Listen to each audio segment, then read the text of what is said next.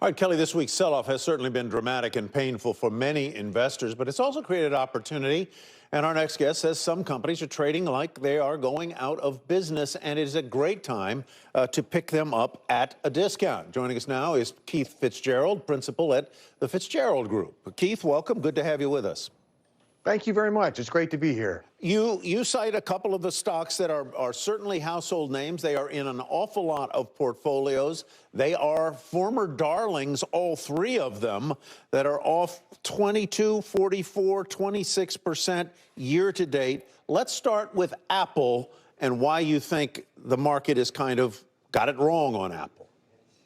Well, I do think they have it wrong on Apple. You know, you don't go to a store and have a 50% more sale. You go to a store and have a 50% less sale. You look for companies with great management, products changing the world, and the pricing power to protect it. So people are changing their habits, Tyler, but they're not giving away their iPhones. They're not walking away from Apple products. If anything, that business is still firing at 34, 40, 50% growth in most of the business segments. So I submit, if you've got a long-term view, this is a company that in 5 years or even 10 years out, you are going to kick yourself if you don't own, even if you have to pay for it today and even if there's more selling ahead. The second one was one of the darlings of the last year, the last couple of years. You know, a lot of people, if you say, if I had only one stock to buy, it would be Nvidia. Well, now that stock is down 44% year to date.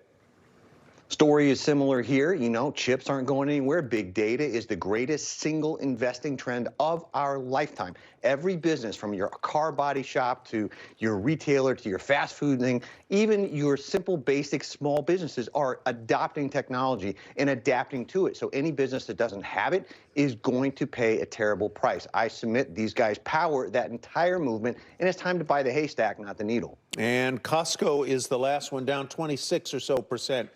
Year to date. I still go to Costco and it's still crowded.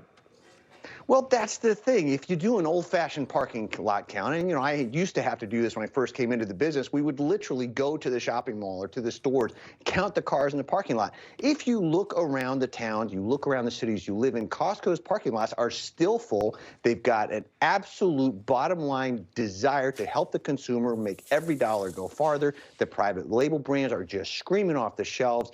I don't think you can find a better play like this, again, even if there's more selling ahead. We're looking at potentially the first 8-week losing streak for the Dow since the 1920s. We can throw out all kinds of statistics like this and other things that will curl your hair. What caused this to happen? Who's to blame, if there is blame to be apportioned? Well, I think there's a couple things happening. You know, this is a massive deleveraging. This is clearly falling right into the Fed's lap. They waited too long. The transitory call is going to go down as one of the worst financial calls in recorded history when the dust settles. I think we're going to be studying it for years. How did the Fed get so much wrong? And then Wall Street, of course, is preying on everybody else. They have got leverage up to their eyeballs. They're simply unloading that in the face of rising rates. And finally, we've got a bureaucratic bungling. And I'm not going to be political here. This is not a party problem. This is a leadership problem from all directions. We have a group of leaders in the House, the Congress, the Senate, even in the White House, who I submit respectfully don't fundamentally understand economics. So we have the very definition of inflation in a perfect witch's brew of a storm in front of us.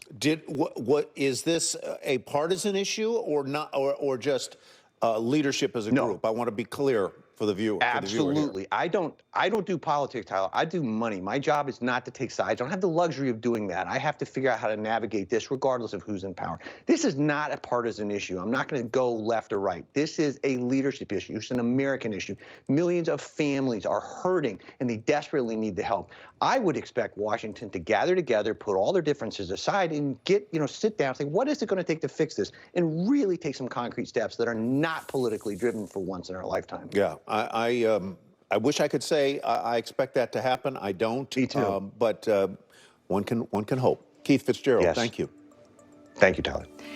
Hi, it's Keith here. Thanks for checking out today's highlight clip. What'd you think? Did I make sense? Is there something you'd like to add? Make sure you leave a comment down below. And of course, click subscribe to keep up right here on YouTube, or sign up for the email newsletter at the link below. You can also find me on Twitter and Instagram for my real-time thoughts on markets, analysis, and a whole lot more.